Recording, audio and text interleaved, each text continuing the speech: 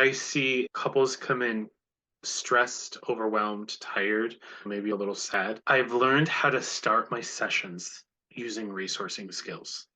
And I joke that we need them to go through this energetic car wash because they want to come in and spew all the stuff like the garbage, the kids, the in laws, the dog, the cat ate the homework, all of that, which is all valid and real.